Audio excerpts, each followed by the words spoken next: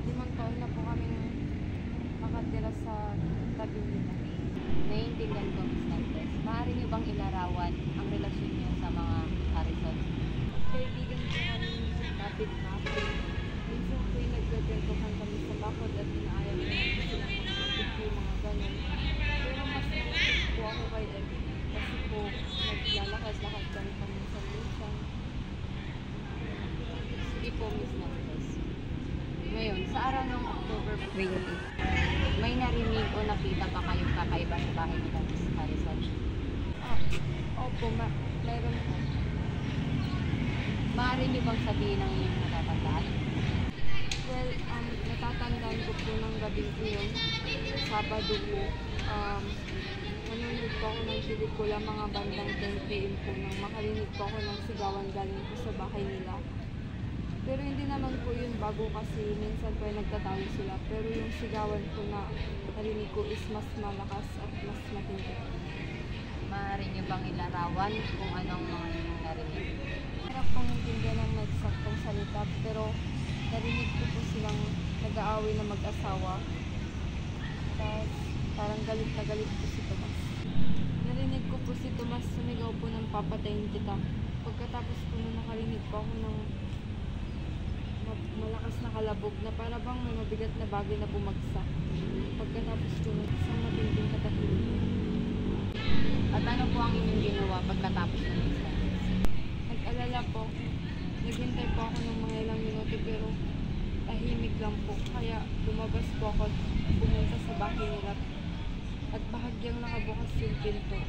Nag-aalangan po ako pero tinulak ko pa rin po. At sigaw po ako. Tinawag ko po si Emily at Tomas. At ano po ang nangyari pagkatapos niyo pumasok ng incident? Kita ko po si Tomas na nakahiga sa sahig ng sala. May dugo. Napakaraming dugo. At nakatayo po si Emily sa ibabaw niya na may hawak na kutsilyo. At puno-puno po ng dugo ang kanyang mga kamay. May sinabi po ba si Mrs. Harrison ng gabi ka? Nakatitig lang po siya sa akin. Ay lalaki po ang kanyang mga mata na para bang hindi niya ako nakikita. May hinawakan po ba kayo sa loob ng bahay? Wala po. Natakot po ako. Lugat po akong lumabas ng bahay at agad na tumawag sa 911. Okay, Miss Nantes.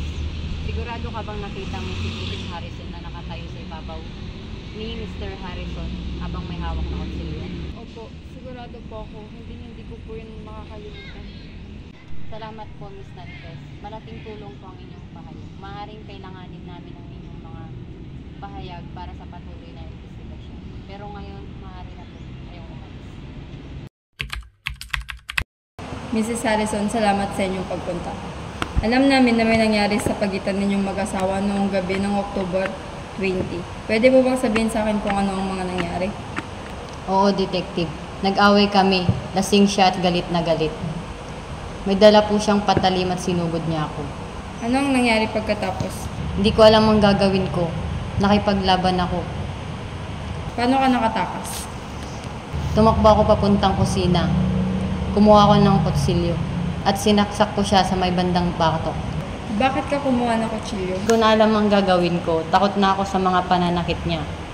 Natakot ka ba sa iyong asawa? Oo, natakot ako. Alam kong sa tuwing lasing siya marami.